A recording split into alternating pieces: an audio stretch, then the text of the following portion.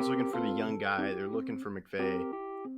I think take a shot out Todd Bowles, get him a second shot at head coach, and see if you can do it. I don't think they will. If they don't have Anthony Davis, I'm saying it right now. If Anthony Davis is out for the playoffs, they don't make it out of the first round. It's crazy. And our kids will know how great Tom Brady is because he's going to be playing. Yes, it is 15.0%. That's what the Yankees brought Garrett Cole to do.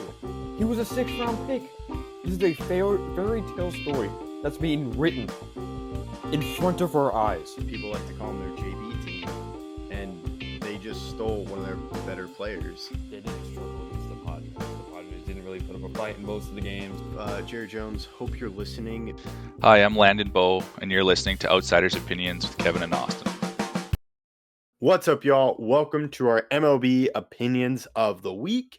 I'm Kevin. I'm joined by the man Austin, and this feels like a season of homecomings for Eugenio Suarez. Yeah, that's completely true, and I agree with that wholeheartedly.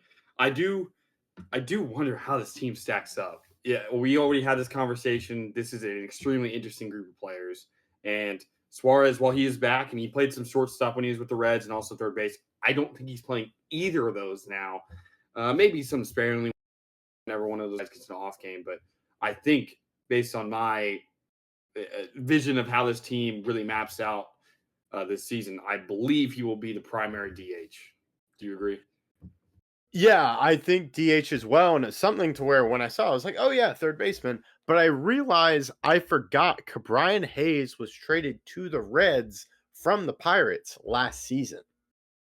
Yep, that is true. So that's where it's like, well, you can't really put Eugenio Suarez at third base. But I'm not saying it's a bad move. It's a really interesting move because Eugenio Suarez was known for his bat.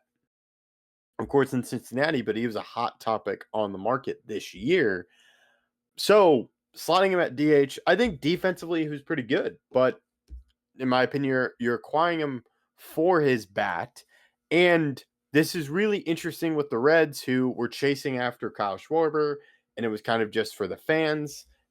But I feel like Eugenio Suarez does a great job at a much cheaper price, and Schwarber is signed with the Phillies. So it makes for a fun idea, and I hope the Reds are competitive with Suarez.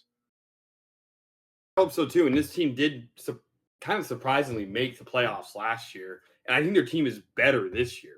I think that this upcoming year they're going to have a pretty interesting group of players, and I do wonder how Ellie and some of these other young players, Matt McClain, start to improve this upcoming season, and that will be a big reason or a big predictor of how far they do make it this year.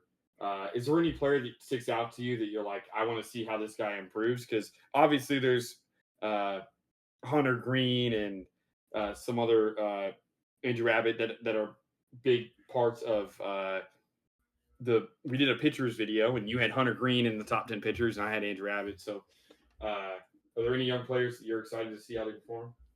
So I would say Young is a guy 20. He's going to be, I don't know if he'll be 28, but he finished his 27th season. And it is a starting pitcher because we talked about Hunter Green and Andrew Abbott, gave our arguments in that video about why they're the better pitcher for us on different sides. Nick Lodolo is also a guy that was a promising prospect. And his first year when he was 24, 3.66 ERA. And then if you go to the 2 years after that, 6.29, 4.76. But last year, 4.9 WAR and a 3.33 ERA. And pitched the most innings, 156. And it's not like he's going to be their ace, but that's a 3-starter rotation. So you have Nick Lodolo, and then they also have Brady Singer, and then Chase Burns, who I want to say was a recent draft pick. And that provides a fantastic starting rotation where I think that offense is going to be fantastic just because of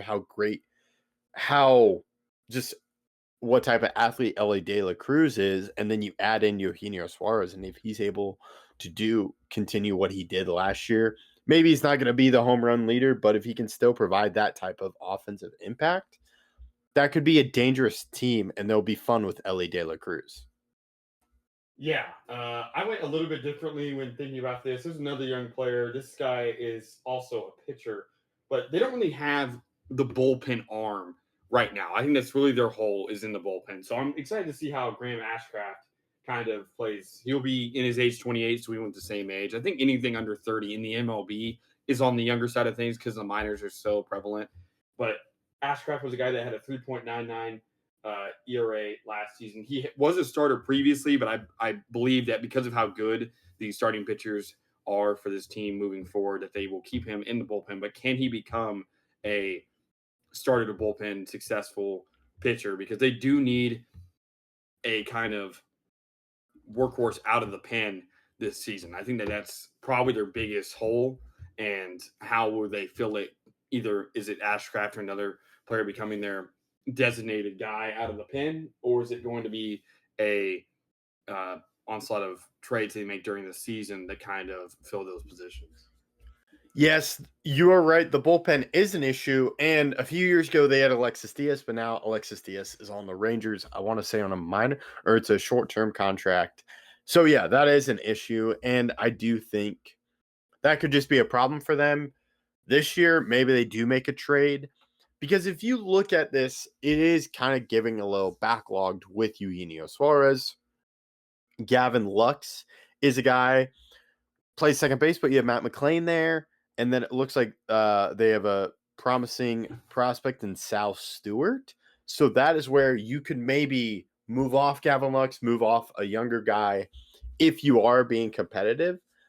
I can play devil's advocate, and I could argue that Eugenio Suarez, yes, he would help your team if you're good, but if he continues to have that, he was one of the top players on the market last year at the trade deadline. And if the Reds are not doing well, it is just a 1-year deal, so they could trade him and get maybe some pitchers back that could develop in the next year or two as a bullpen arm. Yeah, they do have Emilio Pagan. He was their primary closer last year. He did have a 2.88 ERA. His career ERA is a 3.26, but he is going to be 35 this year. So I think that that's not necessarily the pitcher that you want to build your entire future off of. They also last year had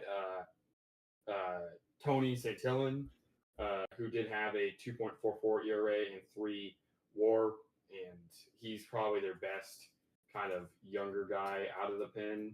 But they don't, outside of those two guys, they didn't really have anyone last year that was extremely proficient out of the pen. So they have one kind of younger guy that was good in Santillan, and then they have, again, Ashcraft that I mentioned. But they're guys that pitched in I guess they also had Taylor Rogers who pitched in 40 games. So that's another guy because I forgot they had him. But if you go guys that pitch in 40-plus games as a reliever, because that's pretty common, they only had 4 guys with the ERA below 4, which is not necessarily what you want to see out of a pen that is going to be heavily relied upon. But they shouldn't – the starters should give them a lot of length to the beginning of any of these games, like either 6 or 7 innings for most of these guys, especially Hunter Green and Andrew Abbott, because those guys are so good. And getting length out of your starters is kind of how you can remedy not having the best pin in the world, especially if you only have like 3 or 4 guys that you really trust. Yeah, and I think the Rangers a few years ago, they relied a lot heavily on their starting rotation, and they had a terrible bullpen. And I would say this is also just a great year. You said they surprisingly made the playoffs last year. They snuck in. This could be a year to build off that momentum. And then next year, maybe they go sign guys, or because they'll be relatively all cheap. And then you go after, make some trades because you may have a pretty set roster and you can trade some young guys and start building something. But I think the foundational pieces, I would rather have starting pitching pretty much set, and then I can go make trades for bullpen guys during that season versus trading for starters or an important hitter. Yeah. I think if you were going to have one hole, bullpen's probably the best hole to have. Wouldn't you agree?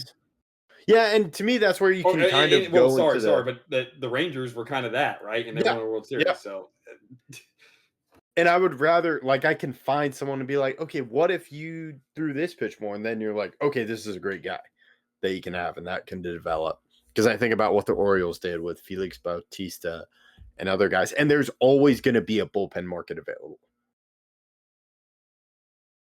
yeah. And I think that's the easiest spot to find like 1-year contracts to contend this year and still be able to find some guys for next year as well. But yeah, I think the Reds will be very competitive this year.